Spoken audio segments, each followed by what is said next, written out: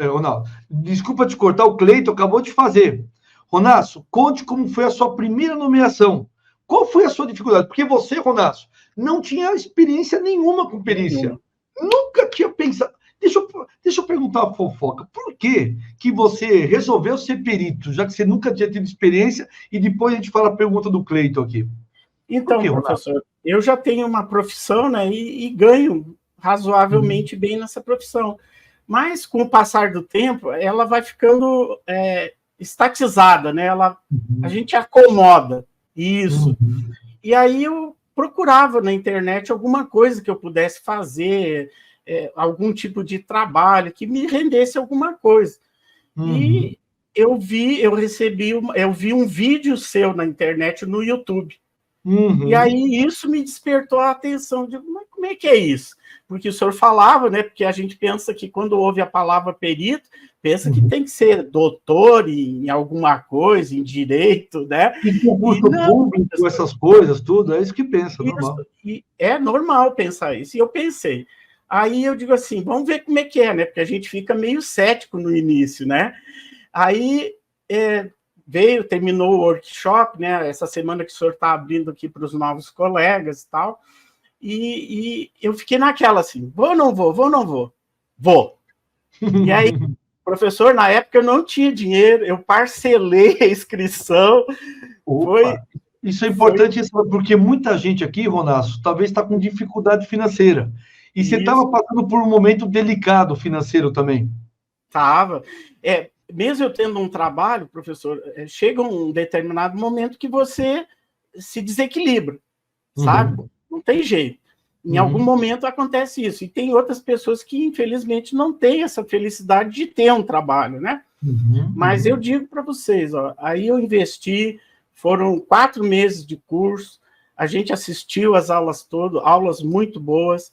A gente vê que quando o senhor fala com propriedade da experiência que você tem, conhecimento técnico que o senhor tem, e eu fui agregando aquelas coisas. Eu confesso que teve aulas suas que eu assisti 2, 3 vezes. Que legal. Né? Legal. Porque me faltava, às vezes, entendimento. E aí eu revia. Né? Durante todo o tempo eu revia. E aí a preciosidade, assim, a minuciosidade com que o senhor explica, né? Isso ficou fácil para mim. Eu aprendi bem.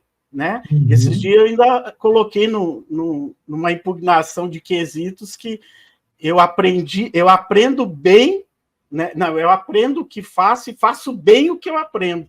Ai, que legal. Porque eu impugnei os quesitos de um advogado que não sabia quesitar. Então, essas coisas, professor, vem da formação da gente. Sabe, quando o senhor tem uma base sólida de conhecimento, fica fácil o senhor trabalhar, é só perder o medo. É como o senhor disse, ó, o meu colega aí perguntou, né? Como é que foi? Foi terrível, porque foi a primeira e única que eu fiz por videochamada. Então, quando eu dei o aceite, eu já tinha entrado no Google Meet, tinha agendado a reunião, e aí coloquei lá o link da reunião, coloquei o dia, o horário, e pedi que o juiz citasse as partes, né, para elas estarem presentes. E agendei com o advogado do autor. Era um senhor de idade e tal, e eu vi que precisava, porque ele, inclusive, quando eu fiz a videochamada, eu gravei toda a videochamada, né, para ter elementos de comprovação depois, se alguma coisa fosse contestada. E ele tinha problema de Alzheimer, adquirido após a assinatura do contrato.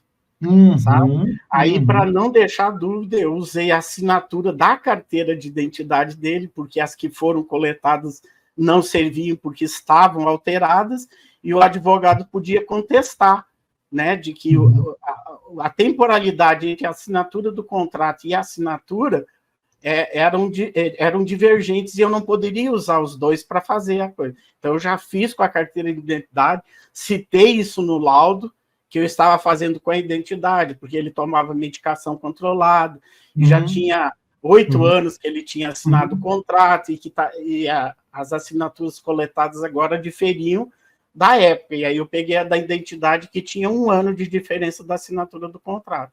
Ou seja, parece que é muito complexa a coisa, né, Ronaldo?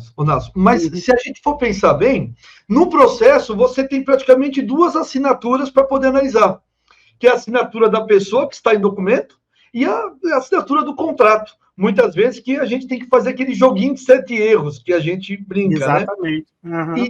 E o legal da história, né, Ronaldo, é que muitas vezes as pessoas acham que é uma coisa complexa, difícil, que muitas vezes não consegue ver, mas, a bem da verdade, se a gente fizer essa comparação conforme a gente trabalha no laudo, fica muito evidente para o juiz ver.